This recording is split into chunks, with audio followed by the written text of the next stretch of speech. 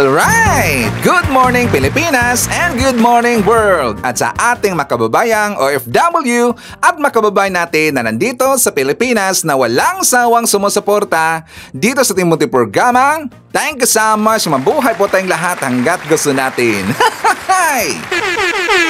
Well, anyways, tuloy-tuloy po tayo sa nagbabalita dito ng mga tamang balita at sagutin ang malinformation na ipapakalat ng mga fake news peddlers, ng mga anti-Marcos, lalong-lalo na doon galing sa mga DDS na mga saltik bagabayan. Yes, dapat silang sagutin. Bakit? Kasi baka ayan sila na lagi pong naninira araw-araw kay BBM at sa Marcos sa may session sa katagalan bakabayan, agal mga paninira, maging totoo yan sa mata ng ibang tao. So dapat silang sagutin kasi ang bagong Pilipinas, bawal po ang mga sinungaling. At siyempre, kasama niyo ba rin si Sir Ivan, ang pinakabulol na vlogger sa balat ng YouTube, pero bibigay sa inyo ng mga totoo at mga preskong balita na kinukuha natin sa tagapitbahay na social media. So mga nang buhay sa ating lahat mga kabayan and a happy Saturday sa ating lahat. Okay, so before tayo mag-start mga kabayan, well syempre, as usual, i-checkmark natin ang ating mga viewers na may maraming comment dyan sa baba sa ating comment section, ang ating pong top 5 commenters. At nito sa listahan, ang nanguna po si Nemi Hasigawa, meron siyang 51 na mga comments. Nandiyan rin po si Uzay Netting, meron siyang 12 na mga comments. Mones Borromeo, meron siyang 11 na mga comments. Nandiyan rin po si Paul Magalong, meron siyang 10 na mga comments. And Mila Marquez, meron siyang 10 lahat ng mga comments. Again, thank you so much po sa ating top 5 commenters. At syempre, pasalamatan natin ating mga silent viewer dito sa ating channel. Thank you so much. At syempre, pasalamatan rin po natin ang lahat ng mga viewers na lagi pong nag-like, lagi nasi-shares ng ating mga videos, at doon sa ating mga viewers na subscribe sa ating channel. Thank you so much. At syempre, i-greet natin ating mga suki, mga early birds. Yan ang guna sa pag-comment dyan sa baba sa ating comment section. Nandyan sila si Maricruz Hernandez from North Carolina, USA, Remy Nofiel, John Kuan, Nonoy Florin Hills. Nandyan rin po si Annette Alegre, Moonflower, Myrna Fernandez, Beth Hariolni. I-shoutout natin si Paz Galvez Alviar, Aling Mariquet, Rolando Sulet. Nandyan rin po si Etchiboy Break, Henry Dipon, Paul Magalong. I-shoutout natin si Olivia Lipigaleg from UK, and hi to Emmy Mapalad. At syempre, hindi natin kakalimutan, i-shoutout natin ating mga pinalangga na mga legends, ang mga senior citizens. Hello po, kumusta ang lahat? At syempre, i-greet natin ng happy birthday ang lahat ng mga viewers na nag-birthday ngayong araw. Happy birthday! Okay, so kumusta ang lahat mga kabayan? How are you today?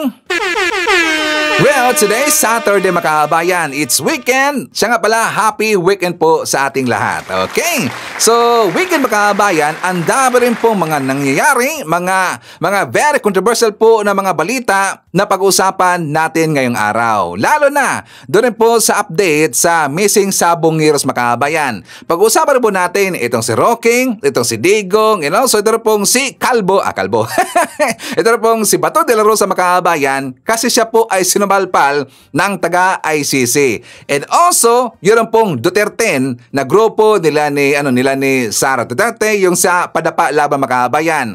Lahat ng mga DDS, lahat ng mga Duterte, sinagot ng taga-ICC. Sinupalpal mga kabayan. And also, pag-usapan po natin, ito na pong balita na kung saan nag-decide na ho ang ating gobyerno mga kabayan ang CICC. Kasi nga, ito na po dahil sa mga kumakalat ngayon na online gambling mga kabayan. Di ba ang dami hong napahamak, ang dami pong nasira na pamilya, ang dami hong napakamatay dahil po dito sa online gambling mga kabayan. So ating gobyerno, ang CICC, ang DICT, nagsanagpersa na pipigilan or ipapastop na ang online gambling mga kabayan. So pinagsasabihan nila, pinagbawalan na dito yung mga influencers, mga vlogger na wag mag-promote ng mga online sugal makabayan. So pinagbabawalan nila dito. At kapag sila po ay hard-headed makabayan at kapag sila po ay hindi makikinig, kakasuhan na sila ng ating gobyerno. At meron pong nakita si Sir Ivan na isang DDS vlogger na nag-promote pa rin po hanggang ngayon ng sugal makabayan. But for that, before ko i-reveal sa inyo kung sino yung vlogger na yun na DDS makabayan, dito muna tayo po sa balita. For more details, let's watch this. Nagbabala ang Cybercrime Investigation and Coordinating Center laban sa social media influencers at content creators na nagsusulong o nagpo-promote ng illegal online gambling. I'm constrained to give them up till today, the end of the day, para sila na ang magkusa na tanggalin na ho, tigilan yung pagpo-promote ng mga illegal online gambling sites. Starting next week ho, CICC will take action. Ito ang ibinigay na palugit ng Cybercrime Investigation and Coordinating Center sa social media influencers at content creators na nagpo-promote ng illegal online gambling. Ito ay bahagi ng pinaigting na kampanya upang buwagin ang talamak na operasyon ng illegal online gambling sa bansa. Para sa mga influencer na hindi susunod sa deadline, ang unang magiging aksyon ng CICC, padadalan sila ng notice to explain at bibigyan ng 5 araw para sumagot. At kung hindi makukontento ang CICC sa kanilang paliwanag, sasampahan na sila ng kaso. The law does not require na merong number of viewers, correct? The fact that that person, for example, has advertised an illegal gambling site and even encouraged, so it already constitutes in itself as a crime. Ayon pa sa anti-online illegal gambling advocate na Digital Pinoys, tiba-tiba at kumikita ng tinatayang 10 milyong piso ang isang influencer sa pagpapromote ng illegal gambling sites. If we're going to base doon sa lifestyle na pinoproject nila, they could be earning around 10 million pataas eh. Napakasarap ng buhay, may mga mansyon, may mga sports car. Sa ngayon ay may natukoy na ang CICC na mahigit 150 websites na posibleng ginagamit sa illegal na sugal. Mayroon ding 20 malalaking influencers ang kanilang binabantayan, ngunit hindi muna sila papangalanan. Ibinabala naman ng CICC na kahit patumugon ng influencer sa deadline ngayong araw, hindi ito nangangahulugang otomatiko na silang absuelto. Ito ay lalo na kung ang illegal gambling sites ay matutuklasang may mga nabiktima sa posibleng manipulasyon o pandaraya. One of the dangers of illegal online gambling is hindi natin nare-regulate. Ibig sabihin, hindi natin malalaman kung na-manipulate din yung gambling nila, na-manipulate yung results, na-manipulate yung mechanism ng gambling nila. Hindi na nila ma-cash out yung mga napanalunan nila. After nila manalo, ni-restrict yung access nila dun sa platform, so hindi na nila makuha yung winnings nila. Samantala, ipinagutos na ng Philippine Amusement and Gaming Corporation o PAGCOR ang agarang pagbaklas ng lahat ng billboards at out-of-home gambling advertisements bilang bahagi ng mas maigpit na regulasyon sa mga promosyon sa sugal sa mga pampublikong lugar. Inatasan ng ahensya ang lahat ng licensees, suppliers, system administrators at mga gaming venue operator na tanggalin ang lahat ng gambling ad materials, kabilang na ang mga nakadisplay sa mga tren, bus, jeep at taxi. Binigyan sila ng deadline hanggang Agosto 15 para tumalima, habang inuutusan din silang magsumite ng inventory ng lahat ng existing billboard at wallscape sa July 16. Grabe mga kababayan, no? Ang laki pala ng kitaan dyan sa pag-promote mo ng online gambling or ikaw po yung source makabayan. Kasi nga kung napapansin niyo yung mga vlogger, di ba yung mga influencers, iniingganyo kayo na gagamit sa kanilang link makabayan. At yung link na yun na po ang link doon sa online sugal. At kapag kayo ay mananalo makabayan or meron kayong input po na pera, magkakapera rin po kung sino yung or kung kanino yung link na inyong ginamit mga kabayan. So ganun po ang mga kalakaran dyan sa online sabong. Kaya nga kung napapansin ninyo, ang dami lang properties. Yung mga nag-promote po ng mga sugal mga kabayan, di ba ang daming properties? Maraming sports car, may mga bahay, mayroong mga bahay at lupa. At sa talaga pong makikita natin na sila po ay may maraming kagamitan po na mga mamahalin mga kabayan. At saka yan po yung ipinapakita nila para kayo maingganyo mga kabayan. Para kayo maingganyo na sasali sa online sabong na kanilang gin-promote gamit ang kanilang link mga kabayan. O diba? So ngayon, ipapakita ko sa inyo example to. Isang DDS mga kabayan. Hindi kasi ito tumigil hanggang ngayon, nag-promote pa rin po ng online sugal. Sina Sir Ivan, naalala ba natin itong si Efrain Fernandez? So siya po ang ating example mga kabayan. And after that, ipapasa natin to, doon muna po i-post natin sa ating Facebook account. At kapag hindi pa rin po ito makinig mga kabayan, patuloy pa rin po sa pag-promote ng sugal, i-forward ko to doon sa CICC mga kabayan. Siya si Efrain Fernandez.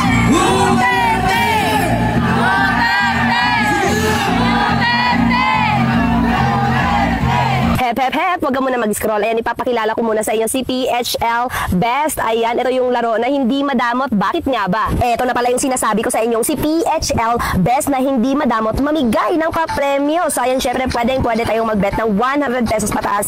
Tapos, 100 lang yung tinaya ko. So, meron tayong balance na 34,900. So, itatry ko yung 900 na itataya. Ayan, syempre, sa pangatlong pindot pala nakascatter na kaagad tayo. Meron na kaagad akong 10 spin. Dahil nga sa 10 free spin, parang bumuhay bigla yung aking dugo. Dahil alam ko makakatama tayo ng jackpot. Ginising na naman ako ng notification ni GCash. Akalain mo ba naman na makapag-withdraw ako today? So, sinuwerte talaga ako. Thank you so much, Pinas Scatter. So, akala ko mawawala lang. Akala ko joke lang. Pero, ayan, ang bango.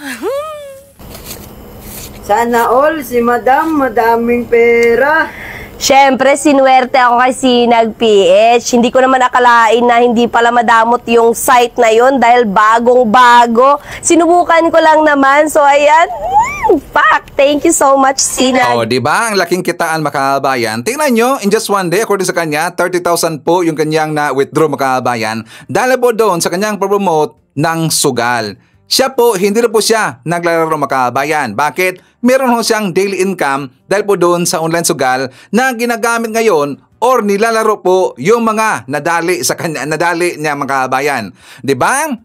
Itong mga influencers na to, itong mga vlogger to, walang pakialam po sa mga tao mga kabayan kung sila ba ay nakasira na, 'di ba? Alam mo natin yung sugal. Marami hong nasira na buhay diyan mga kabayan. Wala sa pakialam. Bakit? Kasi pera lang po ang kanilang iniisip mga kabayan. So ngayon, kapag hindi ito titigil itong gonggong na to, DDS vlogger na napapakalat po, nag-promote ng sugal, isusumbong natin to doon sa ICC mga kabayan. Itong kanyang Facebook account, i-monitor ko ito ni Sir Ivan. At kapag ganun pa rin po ang kanyang kalakalan, sige pa rin po sa pag-promote ng sugal mga kabayan, isusumbong natin to doon sa ICC. Okay? So tingnan nyo kapag mga kalokohan mga kabayan, tingnan nyo, napapansin nyo ba mga kalokohan, lagi pong nasasangkot dito yung mga DDS vlogger. Magunggong talaga eh. Kung ano kasi ang kanilang amo, ganoon po ang kanilang mga alipores mga kabayan. Kapag ang kanilang amo, mahilig doon sa sugal, nakakabenepisyo sa sugal mga kabayan, ganoon rin po ang kanilang mga alipores. Mahilig sa sugal mga kabayan. Okay? So ngayon, pag-usapan natin itong si Calvo mga kabayan. Kasi nga itong si Bato de la Rosa, gunggong talaga eh, naalala ba natin, 'di ba sumagot po si Attorney Claire doon po sa tanong po ng reporter. Ito'y tungkol sa sinabi ni Zimmerman, doon po sa pagdaldal ni Harry Roque, na daw butot balat na lang itong si Digong Makabayan. Hanggang meron pong ipinakalat na picture itong mga DDS na grabe ho kapayat ang picture ni Digong. Talagang sikli, very thin, ang katawan po ni Digong Makabayan, payat na payat talaga, pero yun po ay EI Makabayan.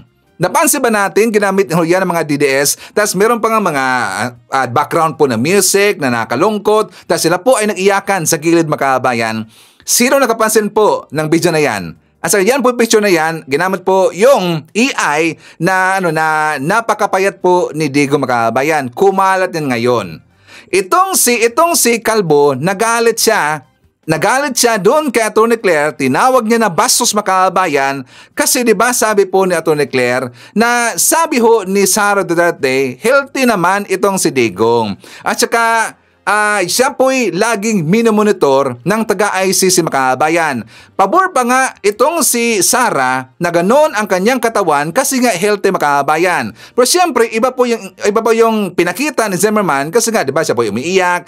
Sabi niya, nabutot balat lang daw, baka daw mamatay makaabayan. Di ba? Yan kasi pinakalat nila. So, sinagot po na ito ni Claire na baka kulang lang daw sa exercise itong si Digong makaabayan. Ito ang sagot ni Bato de la Rosa. Yung malaking kabastusan yun, no? Yung sinasabi ng babae na yan. Binatikos ni Senador Bato de la Rosa ang anyay kabastusan at kawalan ng malasakit ni Yusek Claire Castro kaugnay sa balitang butot balat na lang si PRRD. Ngayon po, dahil mismo ang pamilya niya nagsabi na okay po ang Pangulo, ang kailangan na lang po siguro niya ay exercise.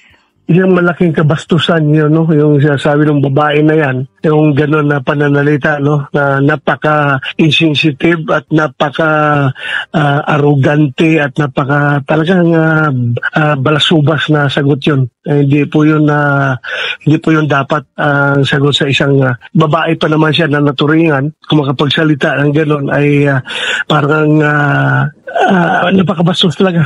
Hindi ko I don't comment yung mga pinagsasabi niya kasi nakakakuan talaga, kumukulo yung dugo ko, pero wala talaga parang siyang hindi taga-gobyerno, no? Anong klaseng gobyerno kung yan ang ganyan klaseng magsalita, yung tagapagsalita? O diba, tarantado makaabayan, sabi niya bastos daw at saka balasubas daw yung ugali ni Atty. Yusek Claire.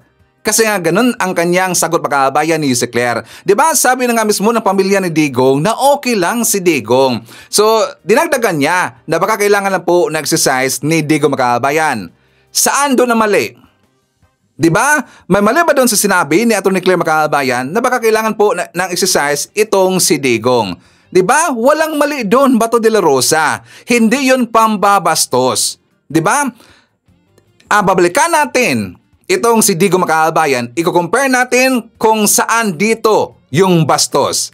Bakit sa Ivan? Naalala niyo ba na si Digong na meron siyang sinabi makaabayan na ang kanilang katulong, ang kanilang maid makaabayan, di ba ginalaw niya? Nalaban natin, ginalaw ho ni Digong. Ito po ang ating ebidensya makaabayan. And after that, bibigyan natin to ng reaction. I went to the room of the maid. I lifted the blanket and I tried to touch what was inside the panty, and I was touching. She woke up, so I left the room. I tried to my finger brother. This admission fueled a women's rights group to call for his resignation over his repulsive remarks about the alleged sexual assault. Gabriela Party List condemned his supposed confession, describing the incident disturbing. The group alleged that Duterte had no qualms violating women's rights and that his latest statement has brought shame to the entire country, proving himself unfit for the position. Sa tingin niyo ba hindi nagalit ang mga babae nung narinig nila yung sinabi ni Digong makaabayan na ginalaw pala ni Digong ang kanyang mga katulong or kanyang katulong makaabayan? Saan ang mas bastos dyan, Bato de la Rosa? Ito pa, yung binastos niya makaabayan, yung namatay po na Australian, diba? Kasi nga ni-rape yun ng mga armado makaabayan. Tapos sabi niya, sayang dapat daw yung mauna dyan, yung mayor. Naalala niyo ba yan, Bato de la Rosa? Ipakita ko itong video na to. Watch this. Tinignan ko yung muka. Tangina, parang parang artista sa Amerika na maganda. Tangina, kasayang nito. Ang napasok sa isip ko, ni-rape nila, pinagpilahan nila na doon. No, nagalit ako kasi ni-rape. No, oo, isa rin yun. Pero napakaganda. Dapat ang mayor muna ang mauna. O diba? Saan doon ang mas bastos makaabayan? Yung sinabi na to ni Claire na dapat lang siguro na mag-exercise itong si Digong or itong mga sinasabi ni Digong na binabastos niya ang mga kababaihan makabayan. Si nga DDS, si nga Bato de la Rosa, saan ang mas bastos dyan at balasubas na ugali?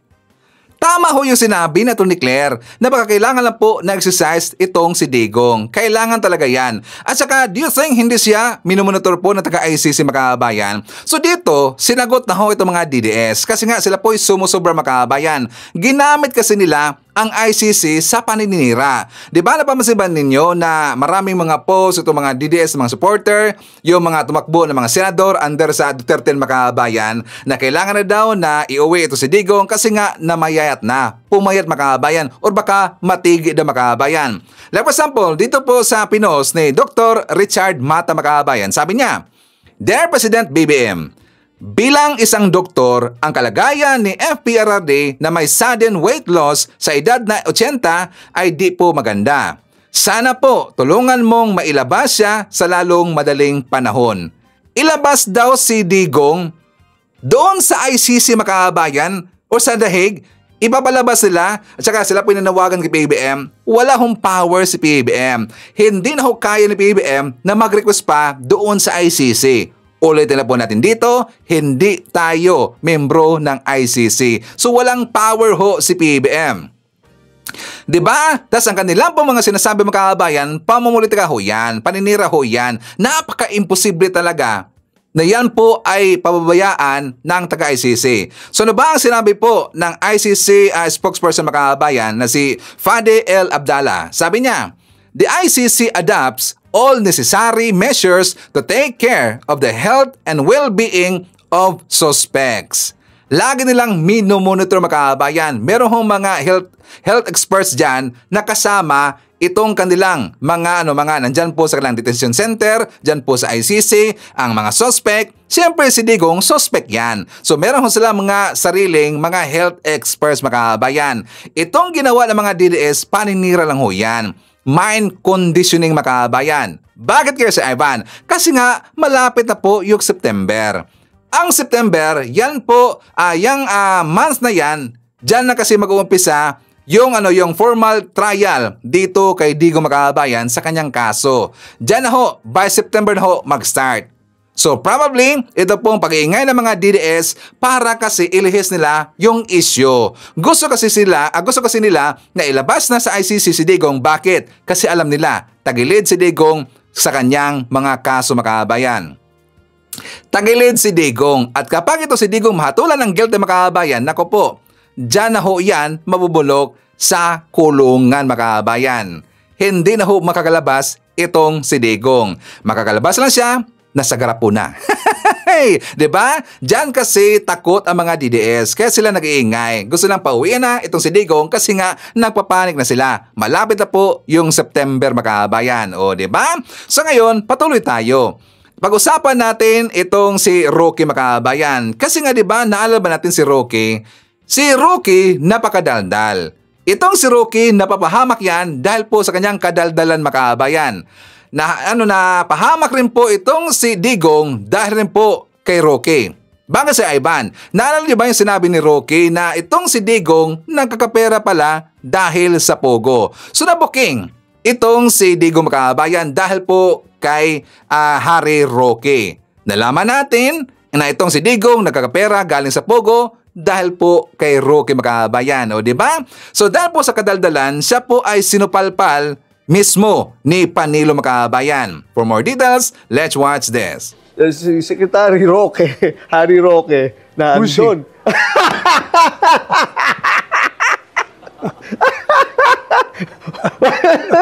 Ano, ikaw lang kung pwedeng bumanat ng ganyan na ilulusot ng mabiyan.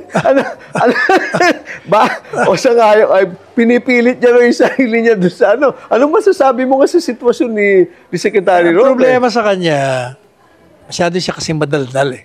He creates his own problem. Oh, okay. Like, yung demanda sa kanya, di ba, dinidemanda siya. Tapos nagkaroon ng congressional hearing. Kung paano yung congressional hearing, sa kadadaldal niya, nasasabit siya. Like, he denies na siya ang owner dun sa Baguio ba yun? Yung renta. Yes. Pero lumalabas sa mga kwento niya, siya nga may-ari. O tapos, i-deny niya. Lawyer daw siya, hindi raw siya lawyer ganito. Pero lumalabas sa mga dokumento, lawyer nga siya. Kaya sabi ko, kung ano raw may papayo ko, umuwi siya rito, harapin niya, abogado naman siya. Hindi porket inakusahan ka, totoo. Di pagtanggal mo sarili mo. Bumalik ka na para na totoong lalaki. Di ba? Face it like a man. Baka matulungan ko pa siya. Di ba? Kasi tayo naman, kay kalaban, kay kaibigan, basta mali, ang mali, ang tama. Doon tayo palagi sa tama. Okay. Pero may chismis noon Ikaw ang naglagay sa kanya na spokesperson doon. Nung ang alam ko, istorya doon, kailangan namin ng kagaya niya sana. Madaldal, kasi pandemic Pero ang nangyari doon, I think, parang 2 months after na nag-take over. Kasi, di ba siya muna? Tapos, ako nag-take over. Buwisit siya kanya si PRD. Madaldal nga masyado Tapos, dahil kailangan namin ng isang madaldal, kinuha siya. Kaya lang, after 2 months, tawag sa akin si Presidente, sabi niya, pwede mo programa ka na? Hindi ako kontento. Kaya nagprograma ako Parang ako pa rin nagpapaliwanag ng lahat. Kasi nga, ang naging problema niya, yung isang issue, sa halip na matapos, nanganganak. Dumadami pa, ha? Kasi kadadaldal niya. Yan ang naging problema. So ano na pero alam mo, gaya ng sinasabi ko, the presumption of innocence applies to everyone. It applies to him. So, come home. Face them in court. You're a lawyer. Yun ang ano mo sa kanya, advice mo sa kanya, ha? For that matter, yan ang advice ko sa lahat. Sa lahat. Well, if they have a lawyer as good as you, as articulate and charmingly, feistily charming, madadali natin yan, di ba? Kaya lang, lagi... wala rin naman problema. Kung matalo, bibisitahin ko naman sila. Kwentuhan na lang kwentuhan at kantahan na lang. Di ba? Grabing revelasyon makabayan galing kay Panelo. Actually, first ko yan narinig na maraming beses na pala nainis itong si Digong dito kay Rocky Makabayan. Kasi nga nadadali itong si Digong dahil sa kadaldalan ni Rocky Makabayan. Napansin nyo ba na makailang beses na hong binanatan ni Panelo itong si Rocky pero hindi rumisbak si Rocky Makabayan? Napansin ba natin yan? Kasi noon, napansin niyo ba na sinabi na nga mismo ni Panelo na kahit ilang beses na pinagsabihan itong si Rocky Makabayan kasi nga nagkakaproblema ang mga DDS dahil po kay Rocky.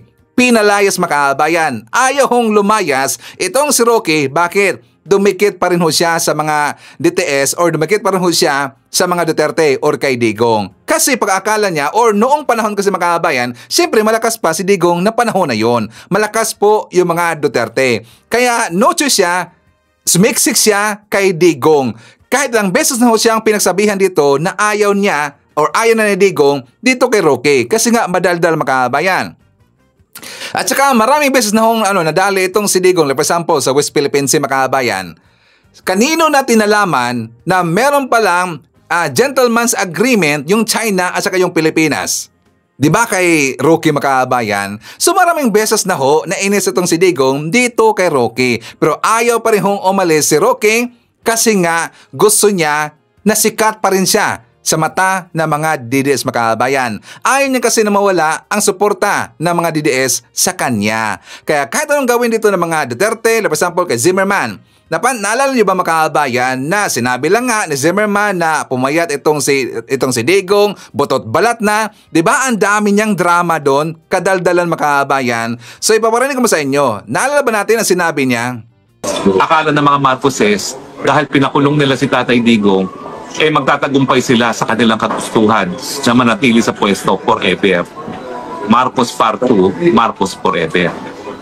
Pero hoy, Junior, sa tingin mo kung may mangyari kay Tatay Digong sa dahig dahil sa ginawa mong pangingid na papapunta sa kanya, magtatagal pa kayo? Magdasal ka na tumaba muli si Tatay Digong dahil pag siya'y patuloy na pumayat at may mangyari sa kanya, tapos na ang inyong pamilya. Si Secretary Roque, Harry Roque. Okay, so alam na ho natin programa niya mga kabayan. Nakita ho natin kanina. Sinagot kasi si Roque nung programa na yon. Sinagot kasi siya ni Panelo mga kabayan. Nagdrama, nagpasipsip, nagpapaipal si Roque. Sumiksik siya sa mga DDS mga kabayan. Sumiksik siya sa mga Duterte. Katulad dito kay Maharlika. Diba? Sumiksik po sa mga DDS mga kabayan. Kahit ilang beses na ho siyang binabanatan ngayon ng mga DDS vlogger, sumiksik pa rin ho sa mga Duterte mga kabayan kasi no choice sila, diba? So, dapat nga umuwi na itong si Roque sa Pilipinas at sa harapin niya ang kanyang mga kaso, dapat magpakalalaki siya mga kabayan. Kung siya ay lalaki. Diba? Dapat be a man. Kung siya man ay man. Tama naman talaga yung spokesperson sa mga kabayan, itong si Panelo. Tama naman talaga si Panelo di ba? Dapat umuwi ka, Roque. So before na mag-jump sa ating next topic mga kabayan, siyempre share naman natin ating mga mandirigma dyan sa baba, mga nag-comment dyan sa baba. Nandyan sila si Virginia. Hi to Michael Vinas, Ninita Umale, nandiyan po si Elmer Pinaranda, i-shoutout natin si M.E. Andre Ina, nandiyan po si Pabs Peria, kasama natin si Fidelito Barlan, Catherine Lucido from Australia, hi to Kili Capuno from Tagaytay City, Cavite, hi to LC Adaman, Lani Royston, Terby, nandiyan rin po si Antonio Garcia Rodriguez, Maria Marilyn Embido Bautista, hi to Sir Jaime Garcia, Direk Erwina Argilias, and Direk William Mayo. Okay, so mga kababayan ko, pag-usapan natin yung update sa missing sa Bungero. Kasi nga 'di ba, hapon mga kababayan, meron na naman pong bagong nakita ng sako mga kababayan. Meron mga sako-sako doon. Pero siyempre, chinecheck pa nila yon kung ano yung nasa loob, kung yun man ay bato, kung yun man ay buto mga kababayan. Siyempre, ang suko na ho ang makapag-reveal dito or magbigay po ng statement kung yun ba talaga ay sa tao or hindi mga kababayan. Yes, you heard it right. Meron naman pong nakita na sako kahapon sa Taal Lake mga kababayan. So ito po ang ating balita. For more details, let's watch this. Sinamahan ng PTV News team ang mga tauhan ng Philippine Coast Guard sa pagsimula ng paggalugad sa Taal Lake. At sa unang araw pa lang, may mga panibago pang sakong natagpuan. Dayan, maghapon nating binantayan ang unang araw ng pagsisid ng Philippine Coast Guard dito sa Taal Lake at kumpirmado 2 sako ang nakuha nila. Eksaktong 7:45 ng umaga kanina, nagsimula ang unang beses ng pagsisid ng Philippine Coast Guard dito sa bahagi ng Taal Lake sa Laurel, Batangas. Nagsimula sa barangay Balakilong kung saan din nila malapit nakuha ang mga buto na nakalagay sa sako na nakuha kahapon. 3 grupo na may 7 hanggang 8 miyembro ng PCG ang sumisid kaninang umaga. Tinututukan nila ang 100 hanggang 270 metro na layo mula sa Pampanga. Pasado 10:00 ng umaga nang bumalik ang mga sumisid na miyembro ng PCG. Pasado 2:00 naman ang hapon kanina, muling sumisid ang 8 technical divers ng PCG. Kasama ang PTV News, binagtas namin ang Taal Lake. Sakay nitong bangka, binabagtas natin itong Taal Lake. Pupuntahan natin yung lugar na posibleng pinagtapunan sa mga nawawalang sa Bungero. Mismong si Elias Toto ay nagturo sa bahagi ng Taal Lake na sinisid ng PCG kanina. Bumiyahe kami ng halos 10 minuto mula sa Laurel, Batangas Fishport. Nang marating namin ang eksaktong lugar, agad sumisid ang technical divers ng PCG. Ayon sa PCG, 4 na sako ang nakita nilang nakalubog sa Taal Lake. Pagbalik namin sa Pampang, inabangan kami ng mga pamilya ng mga nawawalang sa Bungero. Mailap sila sa media. Si Nanay Maricel hindi halos makapagsalita at tila walang imik. Siya ang ina ng pinakabatang kabilang sa mga nawawalang sa Bungero. Salamat po sa mga tumulong sa amin. Ano sa mga suspect nito na mensahe natin lang? Ayon sa PCG Dayan, 72 feet ang lalim nitong Taal Lake na sinisisid ng kanilang mga technical divers. Isa sa nagpapahirap sa kanila ay yung malakas na current ng tubig sa ilalim ng Taal Lake. Pinaliwanag din sa ating kanina na yung 2 sakong nakuha ay magkakalapit lamang yung lokasyon nila at agad na nga nila itong itinurn over sa SOCO para sumailalim sa forensic investigation. Tinatanong natin kanina ang PCG kung ano ang laman. Ang sabi nila sa atin, hindi daw sila ang tamang ahensya ng tanong dito, kundi ang SOCO na silang may hawak nitong mga pinaghihinala ang mga boto o yung mga sakong nakuha kanina.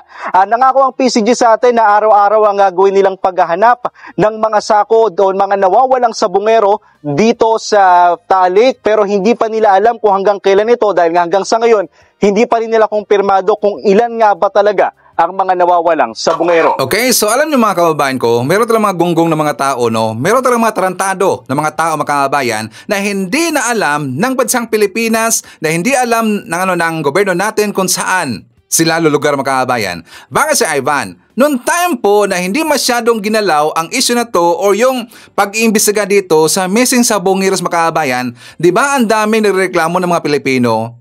Ngayon, na meron hong nakita, mga kababayan, nakita rin po natin na meron talagang pag-asa na ito ay ito po ay maresolbang itong problema na to, issue sa missing sabongeros, mga kababayan. Ang dami hong umatake, ang dami hong daldal, ang dami hong mga paninira na ginagawa ang mga tao.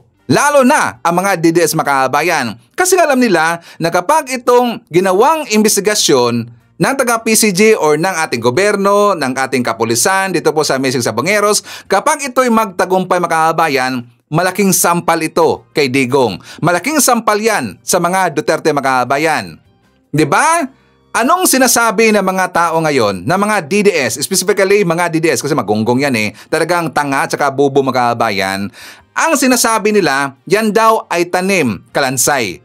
Tanim sako, kasi daw nakita nila yung unang araw sa kanilang paghahanap po sa missing sabongeros, mga kababayan. 'Di ba meron pong dalawang sako na nakita? At saka doon po sa picture nilatag ng taga PCG doon sa bagong sako, mga kababayan. Tapos sabi ho ng mga gunggong na mga DDS, bakit daw bago yung sako? Kasi 4 years na daw nakalubog, kung ano man yan, kung ano man, or yung missing sabongeros ba, yung sabongero nandun, nakita doon sa sako, mga kababayan, dapat daw sira-sira na yung sako. Pero bakit daw bago yung sako, mga kababayan? O diba, kulang talaga sa analysis, no? Kulang talaga sa common sense itong mga DDS. Siyempre, yung nakuha na sako doon sa ilalim ng dagat, mga kababayan, masira talaga yan, or mag-iba na po yung kulay. Yung nakuha na sako, kinuha nila kung ano man andun sa loob, inalagay or ipinatong sa bagong sako yun, mga DDS. Diba common sense lang? Inalagay nila sa bagong sako, ipinatong nila para kitang-kita kung ano ang nandun sa loob. At napatunayan na yun po ay kalansay. Pero hindi pa tayo sure kung yun ba talaga ay kalansay ng tao. Para clear kasi, nag-represent nila sa media, inalagay nila, ipinatong nila sa bagong sako, DDS. Common sense lang. Diba? Gunggong talaga Kaya nga matatanong natin dito, ito mga DDS na to, kung saan pa talaga sila kampi, mga kababayan. So, may question ho si Ivan dito sa mga DDS, saan ba talaga kayo kampi? Doon sa namatayan? Doon sa biktima? O doon sa nagpapatay sa kanila? Sige nga, DDS, saan kayo kampi? Simple question lang ho yan. Doon pa kayo kumampi sa namatayan, sa biktima, o doon kayo kumampi sa nagpapatay? Kasi siguro yung nagpapatay, mga kababayan, kaibigan ni Digong. Baka lang ha, baka lang. Baka lang, hindi ko sinasabing totoo na yan. Baka lang. Kaya doon siguro sila kumampi. Kaya nila sinisiraan yung ginawang investigation ng PCG, mga kababayan. Kapag meron sila makuha dyan na sako, meron nakuha dyan na boto, sinasabi ka agad na yan daw ay tanim kalansay. Kinuha lang daw sa sementeryo, mga kababayan. Tapos inilagay sa sako, doon na inilagay sa dagat, kinuha nila. Diba? Yan po yung sinasabi po ng mga DDS. Diba? Gonggong talaga Sana itong mga tao na to kakasuhan, mga kababayan. Kasi paninira na yan Diba? Dinidegrade kasi nila, parang tinatanggalan nila ng kredibilidad yung PCG, mga kababayan. Ginawa kasi nila na sinungaling. Lalo na itong si Jason sa, mga kababayan. Anong sabi ni Jason sa, Sir Ivan? Sabi niya, 4 years nakababad ang sako sa tubig alat at sulfuric acid, ala man lang sira at mag-isang lumutang sa lawa at tumabi. O diba, sana ako pinanawagan sa taga-PCG, pakidukol nga, pitik yung tenga, pakikurot nga itong si Jason sa, kasi nga dito sa kanyang post, mga kababayan, parang ginawa niyang sinungaling ang PCG. Diba? Kahit hindi siya nag-point kung ano man dyan, alam natin kung sino ang kanilang pinatutungkulan dito. Ang investigasyon ho ng PCG mga kababayan. Bakit daw hindi nasira yung sako? Kasi daw, tubig maalat. Sabi mo niya, tubig alat daw mga kababayan. Tapos meron pang sulfuric acid. Diba? Alam nyo, hindi pa buhay ang kanyang lolo at lola, tubig tabang na ho ang Taal Lake, Jason Sa. Hindi mo ba alam yan? Tubig tabang ho yan. Hindi na ho yan dagat. Noong unang panahon, hindi pa yung vulkan mga kababayan, di ba? Hindi pa nag-erupsyon. I think mga 1700 siguro, mga 1800s. Di ba yan pong history po ng Taal?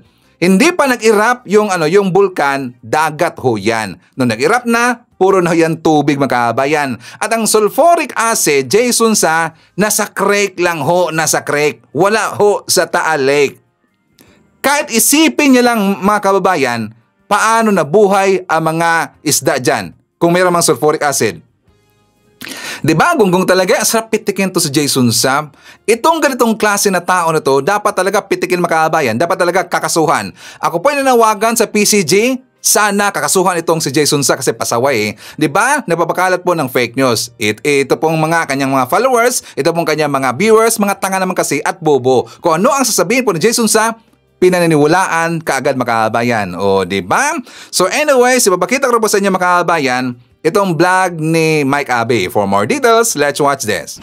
Sana hindi po matabunan ng mainit na issue ng missing sa Bungero ang issue tungkol sa impeachment laban kay Sara Duterte or trial para sa article of impeachment ni Sara Duterte, Vice President, at yung mga usapin na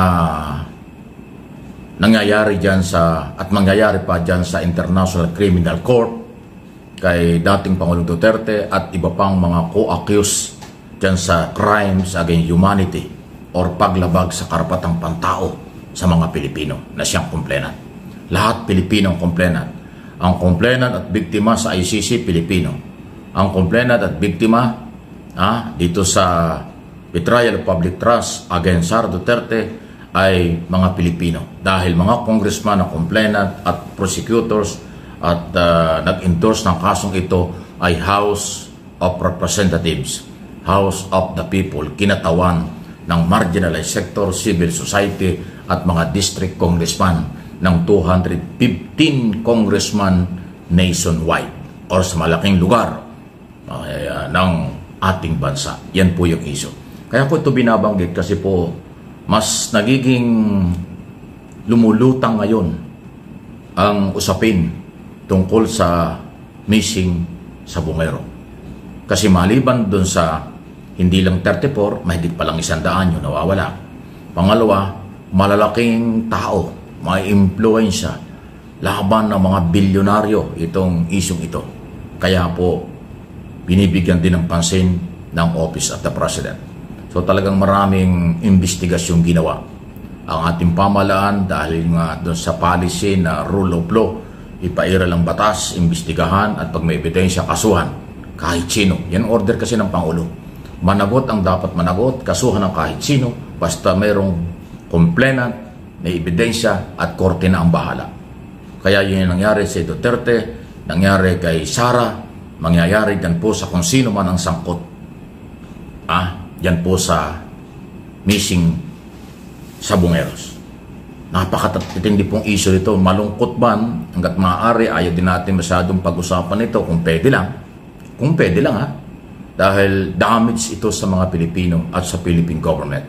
Sa international community, tayo lang ang merong ganitong kagarapal, katitindi na human rights violation laban sa mga inosenteng walang kalaban-laban. Di ba? Ay alam nyo, sa ibang bansa, halimbawa sa Israel at saka Iran at iba pang yung Ukraine, Russia, ayan, away ng mga bansa yan Collateral damage ang biktima dyan. Pero dito sa ating bayan, hindi Ang biktima mahihirap. Ang nambibiktima ay mai-impluensya at mayaman. Makapangyarihan sa gobyerno noon at mayamang sektor ang naka-impluensya at naka-biktima umano doon sa maliliit. Yun po yung kaya nga human rights violation. Kasi kung merong human rights violation sa Tukhang, gano'n din po yung nangyari doon sa Bungero na mga nawawala. Human rights violation din yun. na walang buhay, tapos di umano, sabi ng testigo, binaon diyan sa Taal Lake. Di ba? Lahat yan, human rights violation. Ito lang kay Sara Duterte ang kakaiba dahil ito naman, graft in corruption, kawalan na ng tiwala, pagdududa na sa kanya ng taong bayan, sa kanyang paghawak sa Office of the Vice President, paghawak ng pondo, at kanyang ginagawa. Yun naman ho yung pagdududa. Pero si Sara ay sinasangkot din. Inamin naman niya, siya nasa listahan din ng ICC. So yun Yun po yung mga nangyayari. Hindi po yan fake news, hindi po yan paninira, yan po yung kaganapan. Ang hindi lang tumatanggap na itong ganitong paliwanag at balita ay yung kanilang mga taga-suporta. Kasi ang feeling nila, inaapi sila. Yung mga taga-suporta kasi ng mga Duterte at saka ho yung involved dyan sa sabong na yan. Ang feeling na nila ay sila lang ang makapangyarihan, sila ang tama Walang pakialam sa mahihirap. Hindi po pwede yun. Walang batas na nagsabi na para lang sa mayaman. Lahat ng batas, Local Republic Act at saka po saligang batas, pantay-pantay dapat ang implementation nito. Kaya yung mga nagsasabing followers ng mga Duterte na lagi na lang daw Duterte ang balita, lagi na lang daw Duterte ang pinag-uusapan, natural. Kasi sila yung suspect, sila yung akusado sa paglabag sa karapatang pantao. Hindi naman pwedeng ibaliwala, hindi naman pwedeng hindi bibigyan ng hustisya ang mga sibilyang naging biktima. Dahil yan po'y obligasyon ng gobyerno na magbigay ng pantay-pantay na hustisya, katarungan, tamang pagpapatupad ng batas ng kahit kanino. Kaya kung kayo na mga Duterte supporters minakikitang kalokohan sa gobyernong ito, mag-file kayo ng kaso. Huwag kayong puro bintang lang. Huwag yung puro akusasyon lang tapos maniniwala kayo sa chismis. Para hindi ho kayo pagsabihan puro chismis at paninira, mag-file kayo ng kaso. At natural, pag nag-file ka ng kaso, meron kayong dokumento, may basehan. Kasi kung wala, i-dismiss yan.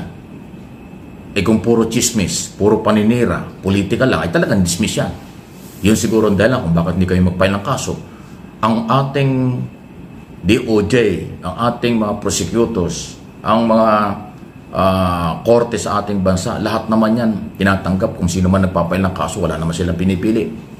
So ang challenge natin sa mga taga-suporta ng mga Duterte, mag-file kayo ng kasong korupsyon sa mga government official sa ngayon kung may nakikita kayo at may ebidensya kayo. Mga pulis, military, cabinet secretary, chairman, director, president, commissioner, at kung ano namang mga posisyon sa executive department o maging sa mga local government. Mag-file po kayo ng kaso kung may ebidensya. Huwag puro paratang, paninira, chismis at social media. Ang social media at traditional media, yan ay hindi korte. Yan, talakayan lang yan, balita lang yan. Okay? Walang mangyayari yan. Kung ang gobyernong ito, file lang kaso, yan ang tamang proseso. Para bigyan ng pagkakataon ng akusado at yun hong biktima na ipaglaban ng kailang sarili. Huwag kayong gumaya sa nakaraang gobyerno, puro tukhang, kaya nakulong sila kasi puro tukhang. Bawal yun. Labag sa batas yun. Kasi ito pong mga followers nila, lahat ng ang daming bintang Corrupt daw itong gobyernong ito, lahat ng masama, ibinintang nila. Pero ang magbintang, madali lang gawin. Pero ang pagpapatunay, napakahirap pag gawin. So, kaya kayo bintang ng bintang at wala kayong pagpapatunay, puro paninira lang yun. Basura yan, garbage yan. Dalhin nyo sa proper forum. Magpa-imbestiga kayo sa NBI, hindi naman namimili yan. Magpa-imbestiga kayo sa pulis, magpa-imbestiga kayo sa ombudsman, magpa-imbestiga kayo at mag-file ng kaso sa DOJ. Welcome naman po. Hindi sila namimili. Yun ang advice natin. Pero itong gobyerno na patuloy ang investigasyon, pag may complainant, napapile ng kaso, walang makakapigil dyan. Kasi yan ang rule of law. Kaya nga rule of law na policy, kahit sino pwedeng mag-file ng kaso. Kaya nga sina-challenge ko at kinukulit ko kayo, kahit paulit-ulit tayo, mag-file kayo ng kaso sa lahat ng mga taga-gobyerno ngayon kung meron kayong ebidensya. Kung wala, ibig sabihin hanggang salita lang kayo. Hanggang daldal yan. Walang mangyayari. Kung puro chismis lang, puro paratang lang yan. Kayo mai-stress, hindi yung inaakusahan nyo. Kasi sa social media lang kayo maingay. O, diba? Kaya kayo mga DDS, umaksyon kayo. Huwag puro daldal, huwag puro paninira. Kung sa tingin ninyo at meron kayong nakita po na katiwala ang ginagawa ang ating gobyerno, kapag meron kayong ebidensya, mag-file kayo ng kaso. Katulad doon kay Trillanes, Diba si Trillanes, makailang beses niyang inakusahan itong si Digong na merong ginawang katiwalian. Anong ginawa ni Trillanes? Diba nag-file siya ng kaso? Nag-file pa siya ng kaso doon sa ICC. So nasaan ngayon itong si Digong? Diba doon sa ICC? Ibig sabihin, totoo ang sinasabi ni Trillanes. Kayo, puro kayo daldal, puro kayo paninira. Ang dapat yung gawin, mag-file kayo ng kaso kung meron kayong nakita na isang government official, politiko na meron ginawang katiwalian, mag-file ng kaso, okay? So anyways, shoutout natin, nandyan po si Remy Nofiel, Elizabeth Bacolcol, kasama rin po natin si Adelwisa Taha from Riyadh, Saudi Arabia. Hi to Apolonia Ibdani, Josephine Gallego, Ashin, Tony De Los Reyes. Hi to Evelyn Garcia. Nandyan rin po si Abby Smith. Shoutout daw sa Kili and Lumagi family, kay Alan Lumagi. Hi to Shirley Fernandez, Carmelita Barba, Shirley Risman, and hi to Dioselene David. Okay. So mga kababayan ko, syempre hindi natin kakalimutan ang ating good news para alam nating lahat kung ano na yung estado ng ating gobyerno, kung ano na yung estado ng ating ekonomiya, at syempre para alam natin yung mga bagong programang inilatag ng ating gobyerno mga kababayan. For more details, let's watch this. Patuloy ang pinaigting na suporta ng administrasyon ni Pangulong Ferdinand R. Marcos Jr. sa sektor ng agrikultura. Sa katunayan, halos 500 magsasaka sa Cebu at Bohol ang sa wakas ay may titulo na ng lupa na matagal na nilang sinasaka. At hindi lang yan dahil kahit mga makinarya, ipinagkaloob din ng pamahalaan. Hindi makapaniwala si Tomas na hawak na niya ang titulo ng lupa na nakapangalan sa kanyang yumaong ama. Dahil sa wakas, matatawag na nilang kanila ang lupang kanilang matagal nang sinasaka sa balabunduking bahagi ng Danau City. Aniya, hindi na sayang ang pinagpagura ng kanilang amang bumuhay sa kanila sa pamamagitan ng pagsasaka. Abot na mo na komeng kalipay, bisagwa na siya. Iyaming gibinla na ni. Na komeng kalipay, nagpasalamat ni President Marcos nga natag niya among titulo. Laking tuwa din ng magsasaka na si Tatay Remigio nang matanggap mula kay DAR Secretary Conrado Estrella III ang kanyang titulo na matagal na niyang inaasam. Dekada 80 pa lang ay nagsasaka na rin siya sa bayan ng Talibon sa lalawigan ng Bohol. Panatag na siya ngayon dahil maituturing na niyang sa kanya ang lupa na sinasaka. At salamat ko ni Bongbong Marcos nga giyatagan ni Laboy na po na Secretary Conrado niabot na ang titulo. Ato man yun, among ibang handong ba? Pero balo na. Why dagang mo hurat na to ba nga? Di man na mo. Ano ba? Ayon sa Department of Agrarian Reform, nasa mahigit 800 certificates of land ownership award o CLOA ang kanilang naipamahagi sa mga lalawigan ng Bohol at Cebu, kung saan nasa halos 500 agrarian reform beneficiaries ang makikinabang. Well, sabi nila noon, imposible. Sabi ko, hindi, walang imposible. Sa administrasyon ng ating mahal na Pangulo, si President Ferdinand Bongbong Marcos Jr., walang imposible kumpara sa mga magsasaka. Kaya ito, nakikita ninyo ngayon, yung mga matagal na nilang hinintay na titulo, inilalabas natin. Pagkatapos, hindi lang titulo, libreng lupa pa para sa ating mga magsasaka. Kailangan lang dahil sila ang nagpapakain sa atin. Dagdag ng kalihim, target ng administrasyon ni Pangulong Ferdinand R. Marcos Jr. na makamit ang nasa 400,000 na mga CLOA ang maipamigay sa mga magsasaka sa iba't ibang bahagi ng bansa ngayong 2025. Yes, this year pipilitin namin. Kasi noon, medyo hindi kami makaharangkada ng gusto dahil may mga dapat kaming ayusin na mga problema. Katulad nun, wala kasing masyadong komunikasyon ang DAR at ang Register of Deeds at ganun din ang LRA, no? Ngayon, lagi na kami nag-uusap. Lahat kami nasa gobyerno eh. It's like we belong to one team, but there's no teamwork. But now, under the administration of President Ferdinand Bongbong Marcos Jr., may isang team nag-uusap, and meron teamwork. Nasa mahigit 6,000 na Certificates of Condonation with Release of Mortgages o COCROM din ang naipamahagi ng DAR. Nagbigay din ng traktora at delivery vehicle ang Department of Agrarian Reform sa mga magsasaka para matulungan silang makakuha ng mas magandang oportunidad at sa pag-unlad ng kanilang pamumuhay.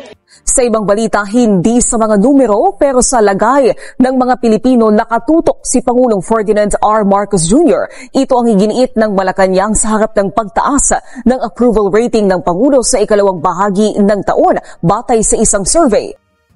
Patuloy sa trabaho ang Pangulo. Yan ang binigyang diin ng Malacanang kasunod ng pagtaas ng approval rating ni Pangulong Ferdinand R. Marcos Jr. Batay sa survey ng Publicus Asia Inc., lumabas na tumaas sa 25% ang approval rating ng Pangulo para sa second quarter mula sa dating 19% sa unang quarter ng taon. Ayon sa Malacanang, hindi ito nagiging basihan ng Pangulo sa paggawa ng kanyang mga tungkulin. Kung tumaas po ang approval rating ng Pangulo, maganda pong balita yan.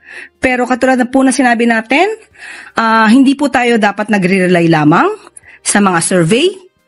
Good news, bad news, kung ito man ay tumaas o bumaba ang approval rating ng Pangulo. Bakit? Dahil ang nais lamang po ng Pangulo ay magtrabaho.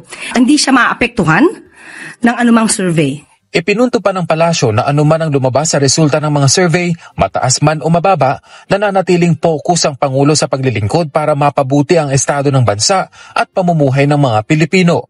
So, maganda po kung tumaas. Kung bumaba, syempre hindi maganda. Pero still, hindi po siya maapektuhan ng anumang numero patungkol sa survey dahil trabaho lamang po ang nais ng Pangulo para sa bansa at para sa taong bayan.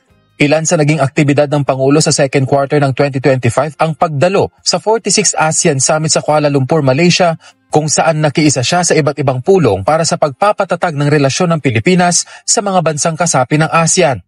Nagkaroon din ng working visit ang Pangulo sa Japan kung saan nagkaroon siya ng pulong sa Japanese business leaders para makapanghikayat pa ng mga mamumuhunan sa bansa. Bukod pa riyan ang mga naging aktibidad niya na sumentro sa pagpapalakas ng agrikultura sa Pilipinas, pati na ang pagsisikap na maibigay ang 20 pesos na halaga ng bigas sa mga Pilipino. Una nang sinabi ng Pangulo na ikinalulugod niya ang magandang resulta ng mga survey, pero hindi anya ito ang basihan ng pagtatrabaho. Well, it just validates that what we are doing, that people are beginning to understand what we have been trying to do for the last 2.5, almost 3 years. So it continues to inspire me because it shows that we're making progress, and that's always good to know. Kung minsan hindi mo na malaman kung nararamdaman ng tao yung inyong ginagawa, at mabuti naman at nakikita ng taong bayan kung ano yung ginagawa natin at paano makakatulong ito sa pampaganda sa kanilang mga buhay. Samantala, mas dumami pa ang lokal na pamahalaang naglunsad ng Paleng QR PH Plus o paggamit po ng QR code sa pamamalengke at transportasyon. Hindi na kailangang magdala ng cash sa susunod, kahit sa palengke o tricycle dahil sa isang pindot na lang ay bayaran. Ayon sa DILG, nasa 180 na lokal na pamahalaan sa buong bansa ang opisyal ng bahagi ng Paleng QR PH program katuwang ang Bangko Sentral ng Pilipinas, para isulong ang mas ligtas, mas mabilis at mas inklusibong cashless transactions. Mula Luzon, Visayas, Mindanao hanggang NCR, patok na patok ang paggamit ng QR codes sa mga pampublikong pamilihan at transportasyon. Mismong si Pangulong Ferdinand R. Marcos Jr. ang nag-atas sa proyektong ito bilang hakbang sa digital bayanihan para sa mas inklusibong kaunlaran sa grassroots level. Batay sa DILG-BSP Joint Memorandum Circular No. 1, 2022, hinikayat ang lahat ng LGUs na magpatupad ng mga lokal na polisiya, ordinansya at inisyatibo para maisakatuparan ang paggamit ng digital payments sa kanilang nasasakupan. Bahagi ito ng National Strategy for Financial Inclusion 2022 hanggang 2028 na layuning bigyan ng pantay na akses sa pondo, teknolohiya at kaalaman ang bawat Pilipino. Hindi lang ito teknolohiya, ito ay pagbabago sa takbo ng pamumuhay. Sa Paleng QRPH, nagkakaroon ng pagkakataon ang maliliit na negosyante na makapasok sa digital economy habang naiibsan din ang panganib ng hawak-hawak na pera. Pwede nang gamiting pambayad ang QRPH app sa piling pamilihan gaya ng sari-sari stores at mga public transport tulad ng tricycle. Patuloy naman ang DILG at BSP sa pag-alalay sa mga LGU para sa onboarding, financial security at system setup hanggang sa lahat ng sulok ng Pilipinas ay maging digital na rin ang galawan. O, di ba, DDS? Padami na ng padami ang mga programa at saka proyekto ng ating gobyerno. Nag-upgrade na ho yung Pilipinas, DDS. Kaya na lang po ang nahuli dito. Sigurado tayo, days from now makabayan, ang dami na naman pong iiyak na mga DDS. Bakit si Ivan? Kasi nga malapit na po yung SONA. At nakikita natin dito na ang dami hong mga projects, achievements, meron ho ang Marcos admin. Dahil po yan kay PBM. So this coming SONA, ang dami na naman pong iiyak makabayan. Pikat. Diba? Maghanda-handa lang kayo mga DDS. Diba? So anyways, nandiyan rin po si Reynaldo Pasha, Bergs Lumibar from Hong Kong. Hi to Danny Derequito, Gorgunya Angala. I-shoutout natin si Johanna Twyler from Switzerland. Nandiyan po si Eloisa Villanueva from Hong Kong, Nida Ishihama, Annabel Huson, Ima Valdez, JRN. I-shoutout natin si Ruben Basinga Salindong from Macau, Carmen Robertson. Nandiyan po ang Business Puhunan page, Paras Tuna, Milagros Banes, Bioli Binaventura. Shoutout natin si Mens Niyaka Nolpes, Ramos Duldulaw Estrella, Agida Kunanan, Elmer Pinaranda. Nandiyan rin po si Victor Robin, Neil Yauni Balgua, Norse Salamat Birano, Haitsu Consuelo Delenila, Sonia Hasigawa, Nida Echaka, Roth LG, Jose Dulusa. Nandiyan rin po si Ebchu, Polen Raot-Raot, Josie Kasupang, Marijoy Agcon Pases, Haitsu Luisa Ignacio Santos, LB Zemeso, and Haitsu Rod Collado. Okay, so mga kababayan ko, yan ang ating mga nakalap na mga balita ngayong araw. Kung nakaabot ka po sa portion na to, sana nakapag-like na ho tayo. Libre po ang mag-share, libre din ang mag-subscribe. Again, maraming salamat sa mga viewers na hindi nag-skip ng ating mga commercials. Thank you so much. At before natin tatapusin ang ating programa ngayong araw, sana sabayan nyo si Sir Ivan para sa ating live messaging prayer. Panginoon, maraming salamat po sa panibagong araw na ipinagkaloob mo sa akin. Panginoon, gabayan mo po ako ngayon. Alam mo lahat ng nangyayari sa araw-araw kong buhay. Alam kong magpapakita ka sa akin ng solusyon. Alam kong tutulungan mo ako. Panginoon, gabayan mo ako sa araw na ito. Pakiusap, itama mo po ang lahat ng mali ko sa buhay. Ipakita mo po sa akin ang direksyon sa hinaharap. Kami ay nabubuhay at gumagawa sa labas sa ilalim ng iyong pangangalaga. Naway ingatan mo kami at bantayan ang aming mga pamilya. Pagpalain mo po sana ang aming bansa. Salamat po, Panginoon, sa paggabay mo sa araw ko. Idinalangin ko ito sa pangalan ng Panginoong Jesucristo. Amen. So maraming salamat mga kababayan, and I hope to see you again on my next video.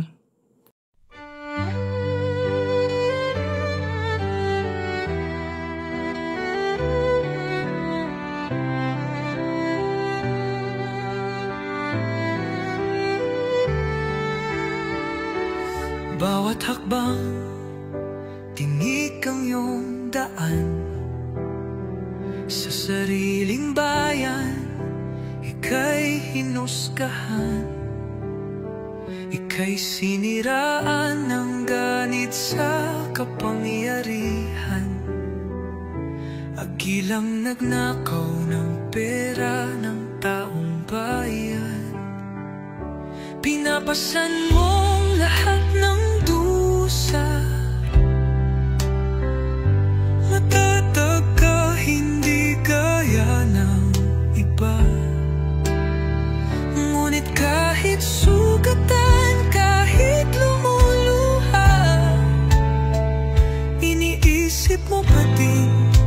kapakanan ng iba.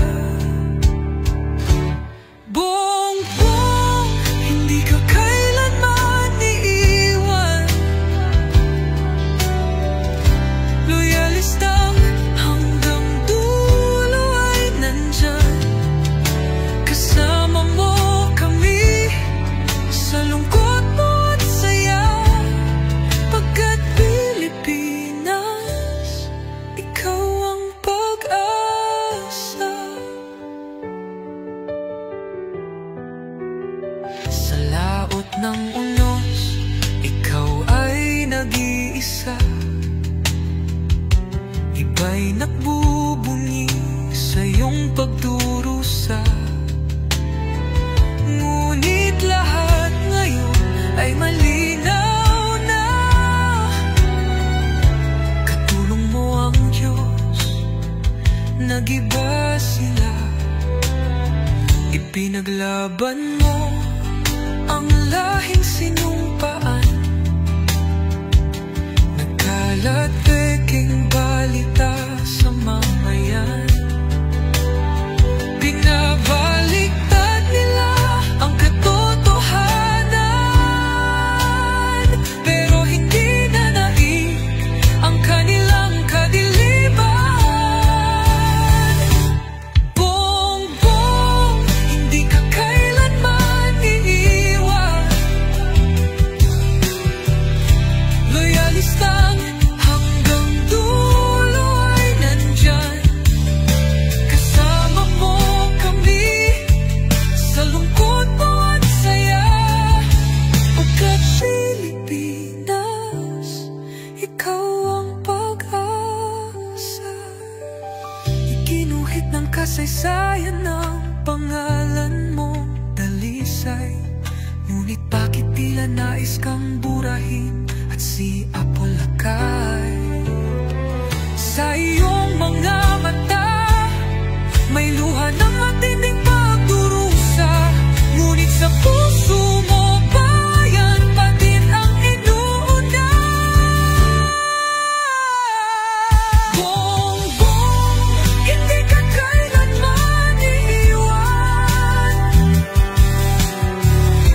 Loyalistang hanggang dulo ay nandyan.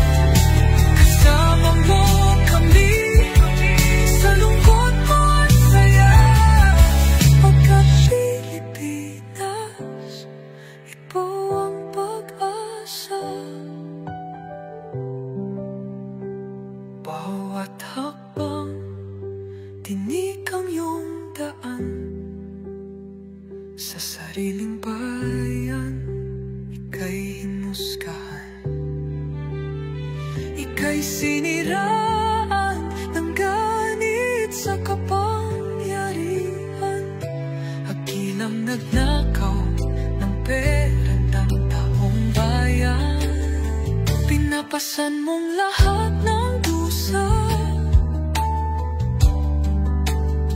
Matatag ka, hindi gaya ng iba. Ngunit kahit sugatan, kahit lumuluha, iniisip mo pa din kapakanan ng iba. Bongbong, hindi ka kaya